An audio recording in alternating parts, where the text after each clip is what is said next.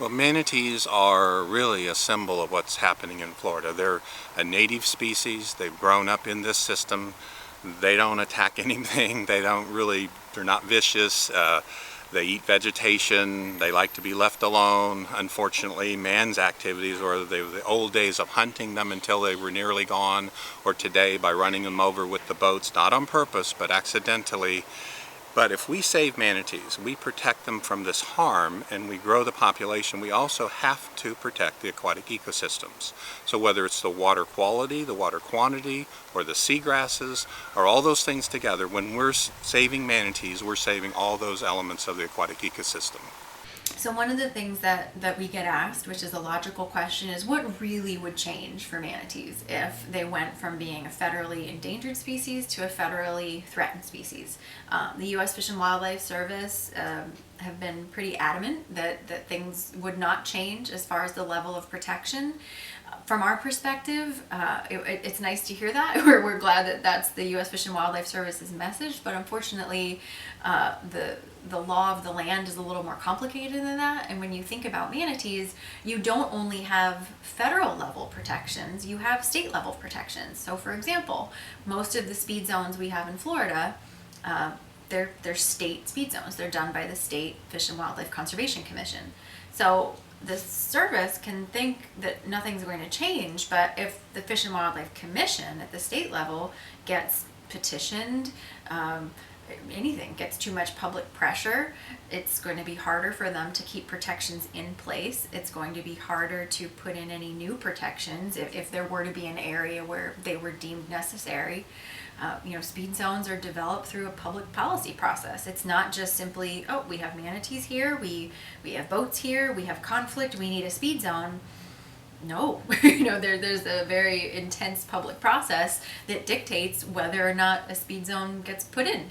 So to think that that it's going to be as easy to get those zones in place if the public is hearing the message that, yay, we should celebrate, manatees are doing so much better. Oh, well, if manatees are doing so much better, why would we need a different speed zone here? One of the other things we're really concerned about is this idea of the loss of artificial warm water.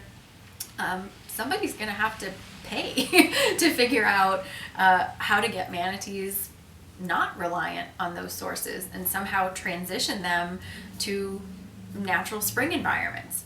You also have to have some place to send them. Not all of our springs are in great shape. Not all of our springs, most of our springs do not have sanctuaries of any kind. We know that manatees prefer to spend time at springs that have sanctuaries. So there's a lot of work that needs to be done.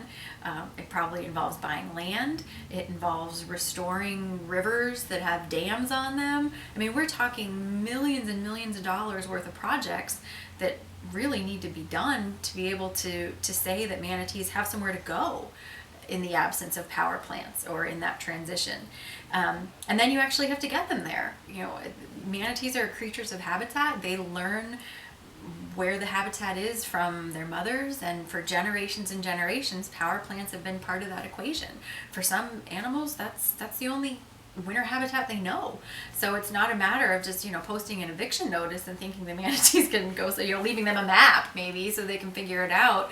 I mean, it's been discussed that maybe putting heaters behind a barge and literally like acting as the Pied Piper and getting them to travel tens, hundreds of miles to other sources.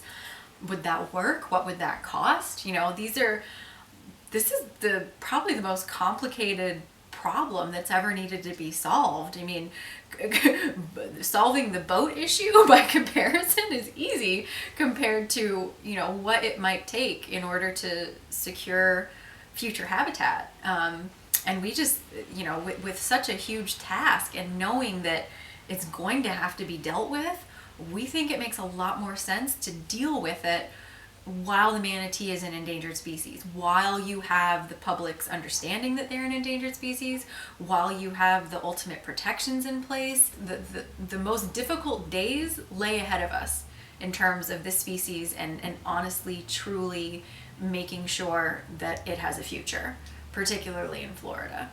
And so to confuse the public messaging, or to somehow, start chipping away at the foundation that's been built over all these years before those huge issues have been tackled, is just not where attention should be focused right now.